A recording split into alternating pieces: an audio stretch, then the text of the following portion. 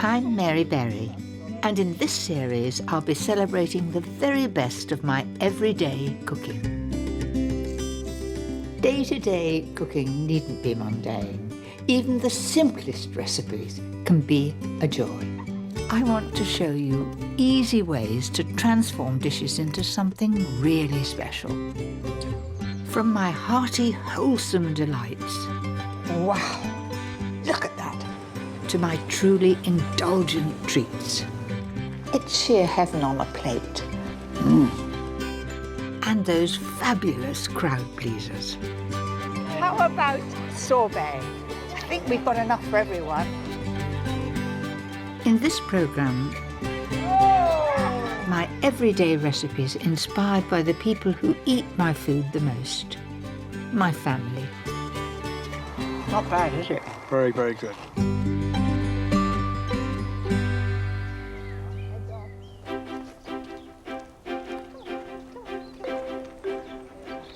There's nothing more important to me than my family.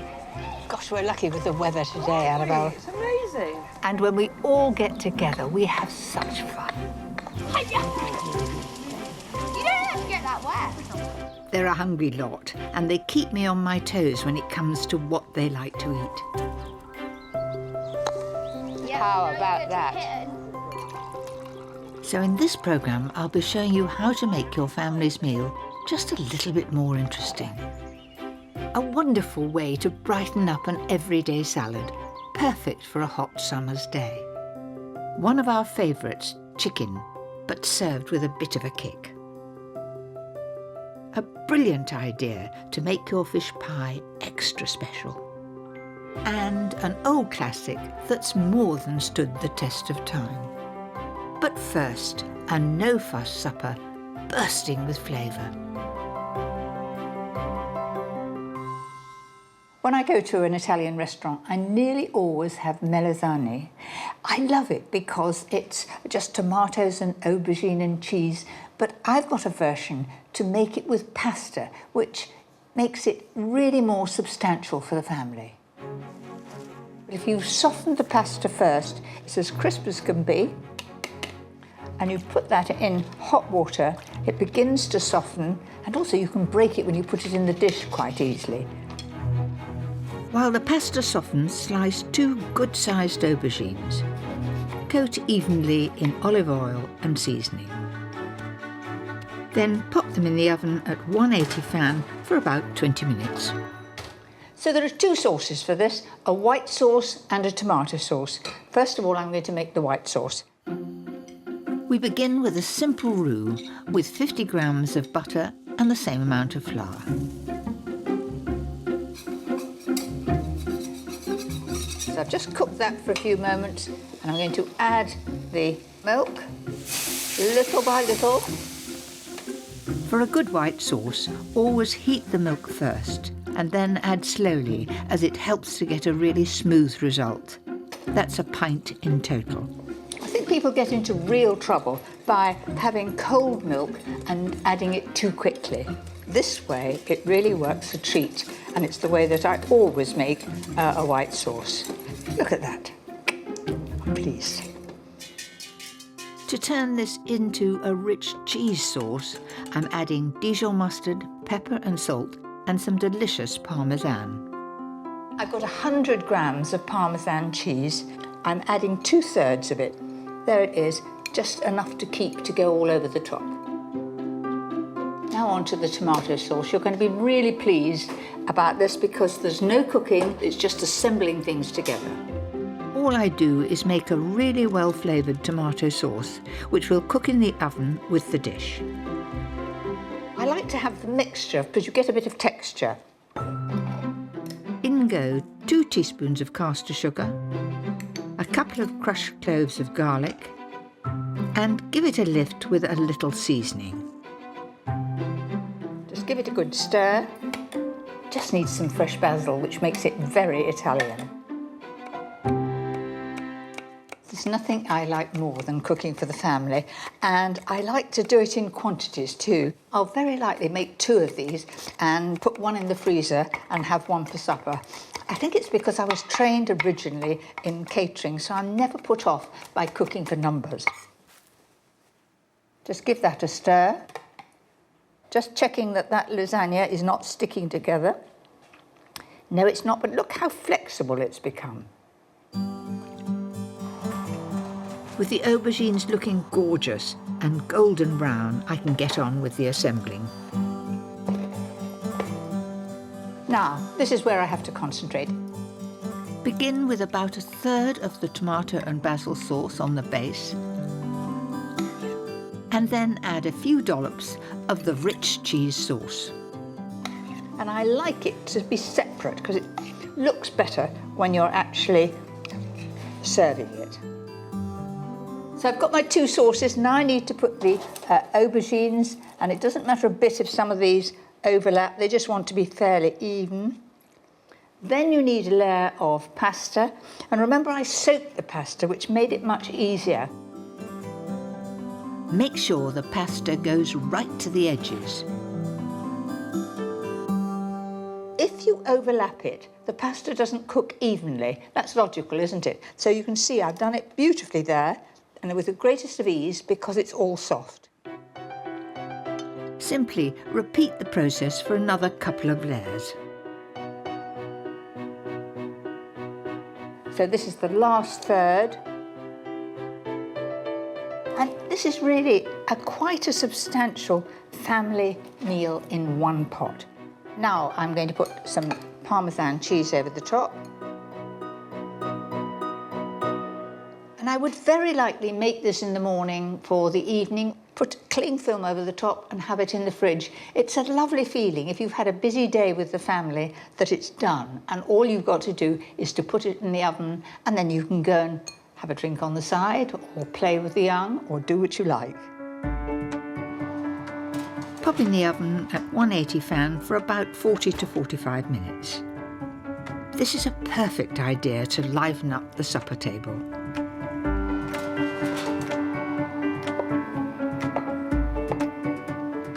That looks amazing, and I certainly cannot wait to try it.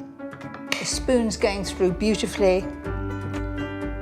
Wow, look at that. I think it looks most tempting.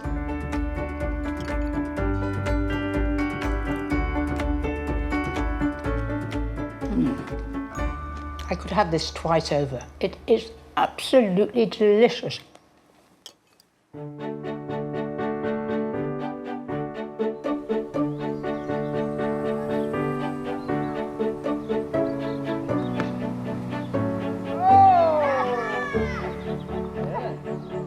While the family play, I'm taking Annabelle and Atalanta to have a go at making goat's cheese, starting with the milk.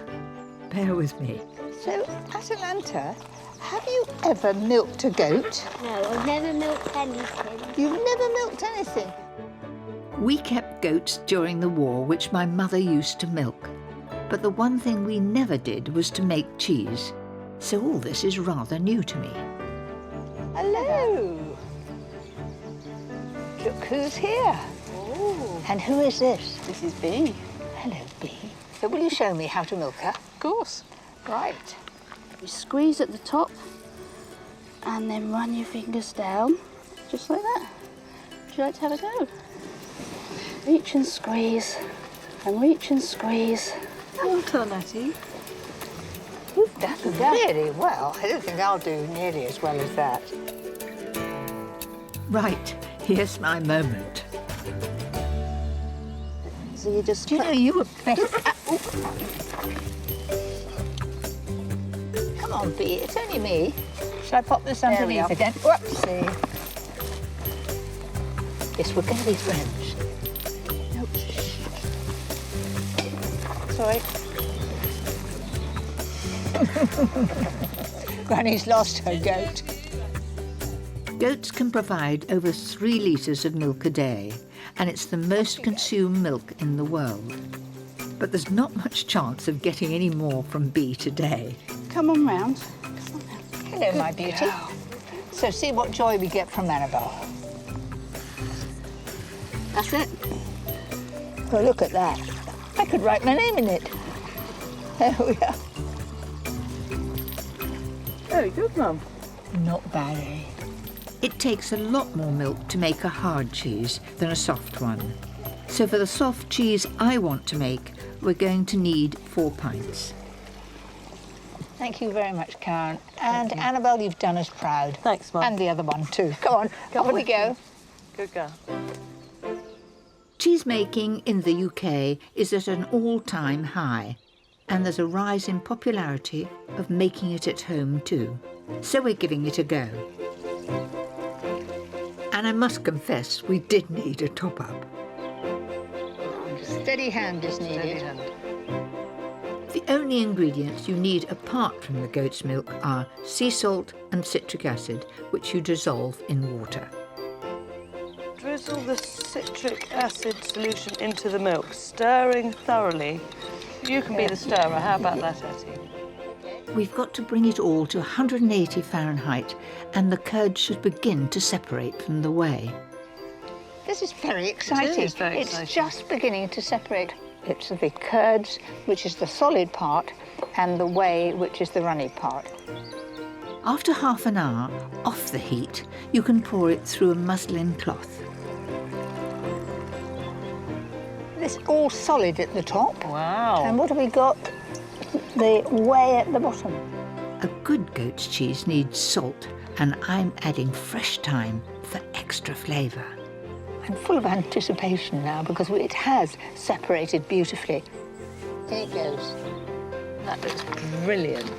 We're going to tie it up and drain it a little bit, and then shall we hang it on a tree? It needs to hang for half an hour to drain off the last of the moisture. We'll come back and then we'll have some magic cheese. How much fun is that? Good teamwork.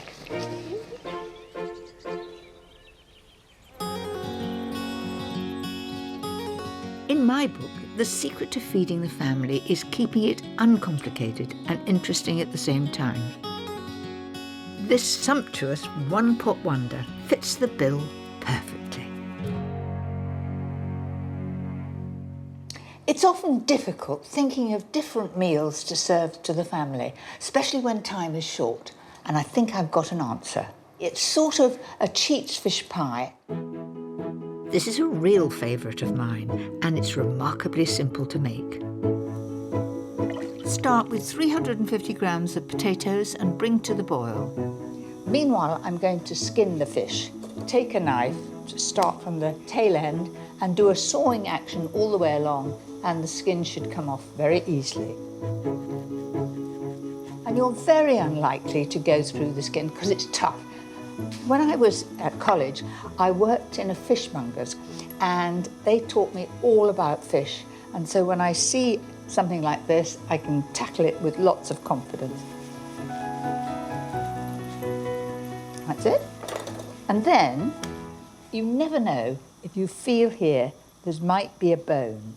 In our house, he that sits at the end of the table nearly always gets a bone in his fish pie, and quietly he puts it at the edge of the plate, as much as to say, you didn't take that extra care, I don't comment. I like to cut the haddock into good, generous pieces. Once the potato has had about 4 minutes, pop in the cauliflower florets. You'll want to make sure they still have bite in them. You need something with fish when it's white potato, white cauliflower and off-white fish. So to set off the colour and flavour of the fish, I'm using masses of fresh chives and parsley. Drain the vegetables well and tip them into an oven-proof dish. Then I'm going to put just a soupçon of salt over the top of there, a little bit of pepper. Now for my favourite bit. Grate 100 grams of nutty Gruyere cheese and sprinkle half over the vegetables. As it heats, it'll become a little bit stringy because it's Gruyere cheese. Then you can scatter over those beautiful herbs. So the next thing I'm going to do is to add the fish and just mask the whole of the top of it with the fish. If you've got any thin bits of fish there, make sure that they point towards the centre because the heat will come from the side. So thickest at the outside. It's a little bit like a jigsaw here. I'm just pushing them in. And I can tuck that one with its tail underneath. And all that remains is for me to put a very easy sauce over the top. This is a time-saving trick for a creamy sauce. All you need to do is whisk a heaped tablespoonful of corn flour with 300 ml of pouring cream and mix it really well so it's got no lumps. If you use corn flour, it gives a good shine to the sauce and it's rather smoother than using flour. Little there, fairly evenly, just pulling it to one side, and it'll find its way to the bottom. There couldn't be an easier sauce than that. Then sprinkle the last of that rich Gruyere cheese over the top. And to add extra colour, I'm going to put a little paprika. So a little pinch of that all over. That goes into the oven at 180 fan and it'll take about 20 minutes.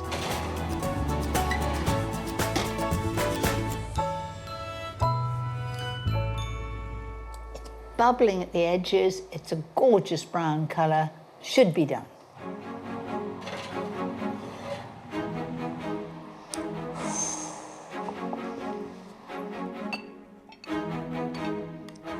What I'm liking is to see all those herbs in there.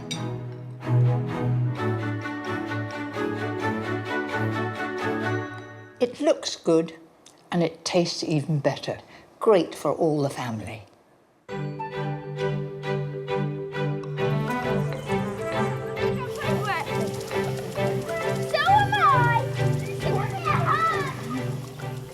Eat more out of doors, don't they? They do. Well, they burn And we'll up have to quite a lot. watch this little person because she'll think a picnic is great, won't she? Hello, come on then. Oh, were you waiting? Cheers, Mum. Cheers. Happy days. But there's no rest for the wicked.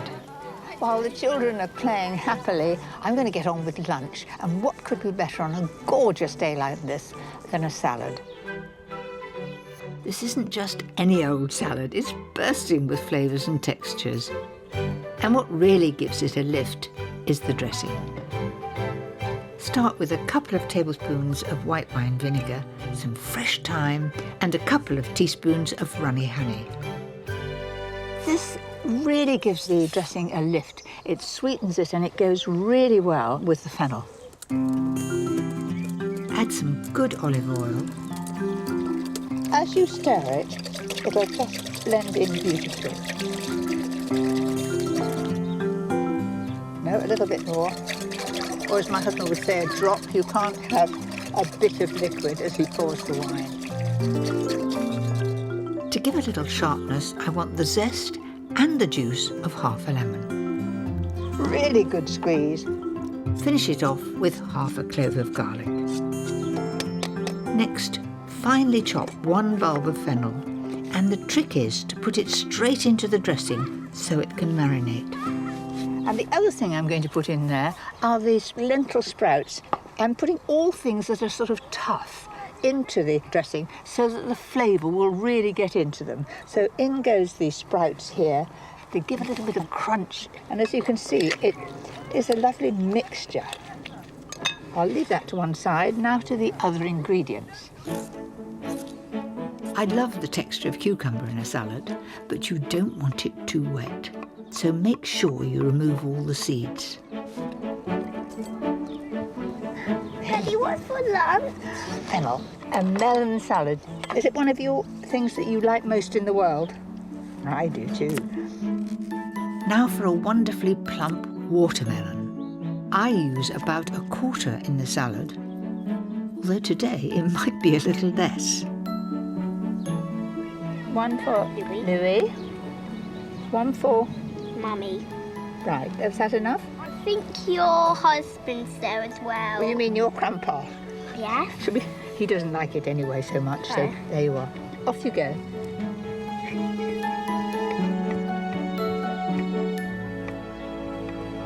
Now to bring it all together. In goes all the marinated fennel.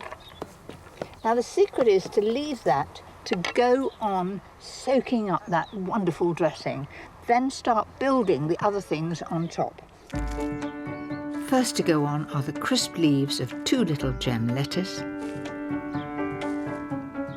Next, that fresh watermelon and cucumber. Also, I'm just going to put a little bit of pepper and salt as I build up these layers. In goes the lamb lettuce. That's it. 2 spring onions going in there. And lastly, raw melon. Doesn't it look lovely, the colour? And I think that looks most tempting. So it's absolutely ready to serve. OK, lunch is ready.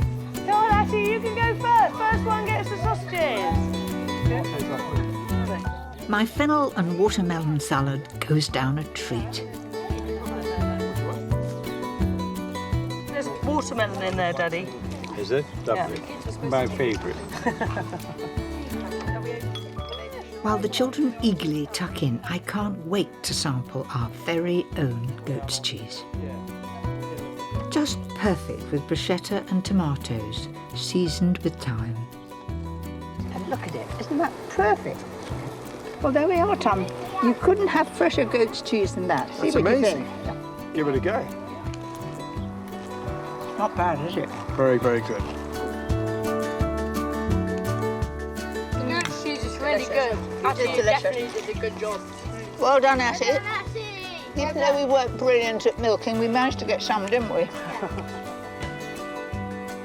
It's so important to keep family meals interesting with fresh ideas. And my next recipe is a glorious, colourful stir-fry, just perfect for a weekday supper, and it's so simple to make. I've called this dish Panang chicken stir-fry. It's a little bit spicy, and my lot think it's really good. Let me get going.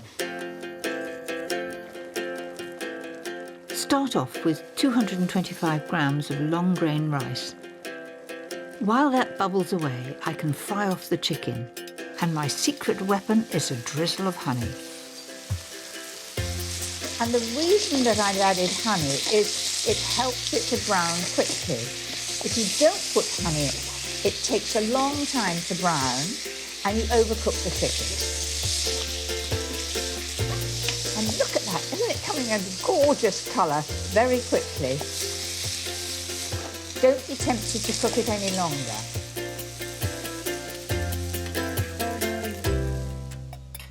Use the same pan, splash in some olive oil, and we're ready to stir-fry the veg.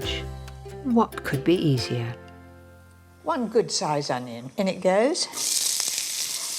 Just let it soften. A couple of sticks of finely diced celery, red pepper, and a courgette. Give that a turn. So that's looking beautifully colourful.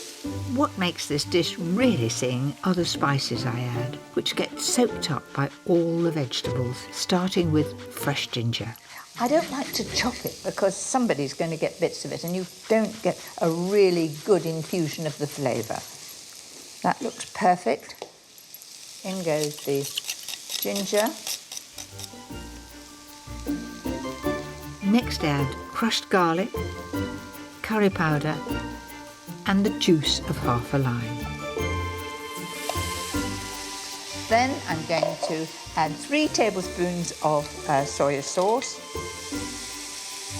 1, 2, 3. 1 of chilli sauce. Give that a stir.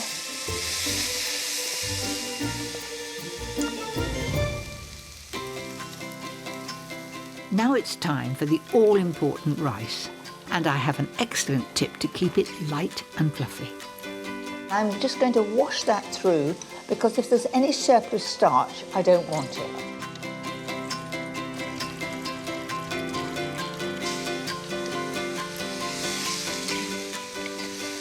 So that wasn't too difficult, was it?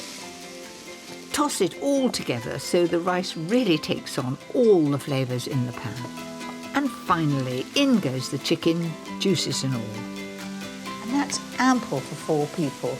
Not too expensive, and I promise you, very delicious. I think that looks really tempting. It's a good family meal, makes every day a little bit special. As much as I adore trying out new and exciting recipes with the family, there are some everyday classics I return to time and time again. I've always loved traditional rice pudding. I had it as a child, I made it for my own children, and now I make it for the grandchildren. It's amazing you can make such a delicious pudding out of such easy ingredients. I've got 1.5 pints of full cream milk, which I just want to heat. You can do it from cold milk, but it gets going quicker if you use hot. That's it. Then the rice. I've got 75 grams and it's short grain rice. It absorbs the milk better than the long grain rice. That's why we use it. So I'm just going to put that in like that. A jolly good tablespoonful of caster sugar. I've really well buttered the dish. Not only does that make it easier to clean, it also enriches it. Once the milk is piping hot, but you mustn't let it boil. Simply pour over the top. Give that a good stir, because at the moment the rice is all at the bottom. Rice pudding is something so simple to make, and it's all in one dish, less to wash up. The secret to a good rice pud is a long, slow cook at 140 fan. After about half an hour, there'll be a light skin on top. Carefully give it a gentle stir. Now, by no means is the rice done. It's just beginning to absorb the milk. Now, if you like nutmeg, and that's traditional and classic, just grate a little on top. So just a light dusting of nutmeg. It's very aromatic. It's a lovely flavour. Back in the oven it goes at the same heat for a couple of hours, and I can't wait for the result.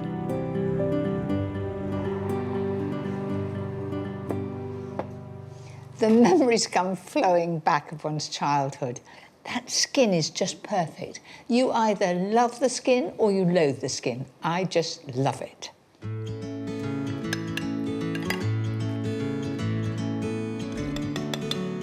All that needs is a nice dollop of jam. That's it. Wow. Here goes.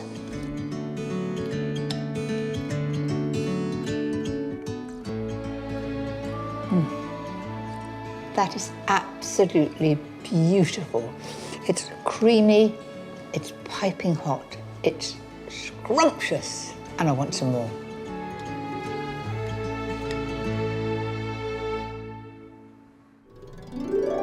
Next time, my surprisingly easy showstoppers for when you really want to show off. Feels like firework day. How about that then? I have finally succumbed to a blowtorch.